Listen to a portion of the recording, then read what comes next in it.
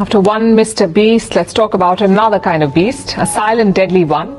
I'm talking about loneliness. It is as deadly as smoking 15 cigarettes a day, as lethal as consuming 6 alcoholic drinks a day. I know the festival season is here, so you may not want to talk about loneliness, but let's just say, if you're visiting your loved ones during the holidays, you may want to make a regular habit of that, to stave off an early trip to the grave. Sounds morbid, but hey, don't shoot the messenger. I'm not saying this. A new study is. Here's what it says. When people don't socialize with friends or family, the risk of early death increases by 39%. So does the risk of death from heart disease by 53%. For those who also live alone, it gets worse. They have a 77% higher risk of early death and an even higher risk of dying from heart disease or stroke. Before I tell you why, let's cover the basics. What is loneliness? It is the gap between the level of connectedness you want and what you have. And it's not the same as being alone. It is not the same as social isolation either. Loneliness is a subjective feeling. People can have a lot of contacts, a big family, many friends, and still feel lonely. Now, loneliness is not all bad. In small doses, it is like hunger or thirst. It's a healthy sign. It shows that you're missing something. But when that is prolonged over time, it can be deadly. Here's why. The human brain has evolved to seek safety in numbers, so it views loneliness as a threat. When lonely, the brain's danger monitor goes into overdrive. It triggers a fight or flight response. Your heart rate rises, your blood sugar and pressure levels increase, in case you need more energy for a fight. More inflammatory cells are produced to repair damage. You begin to view other people as potential threats, not friends. And this creates a vicious cycle.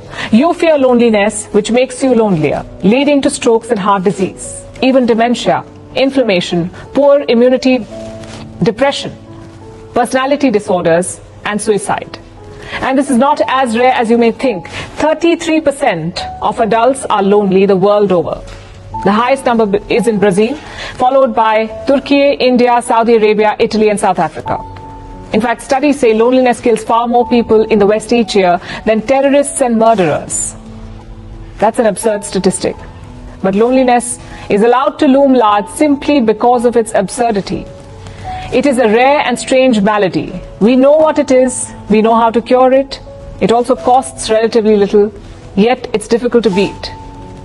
Because we live in a paradoxical world. Today the world is more connected than ever through phones, social media, Zoom calls, you name it. But this is making us more isolated. Loneliness has nearly doubled between 2012 and 2018, which coincides with the explosion of social media use. And now an entire generation is at risk.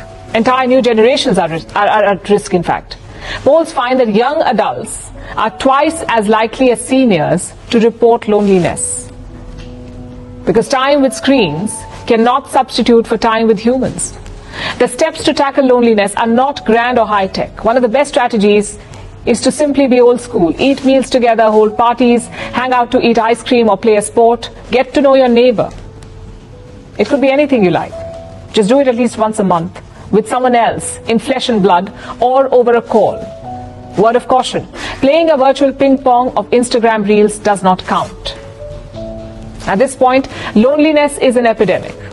So it's not just an individual problem, it's a health crisis that demands government attention. So they must get involved too. In fact, Britain did. It got a Minister of Loneliness in 2018. It sounds bizarre. A Minister of Loneliness is less obvious than a Minister of Defense or Finance. But many countries think that this post is now necessary.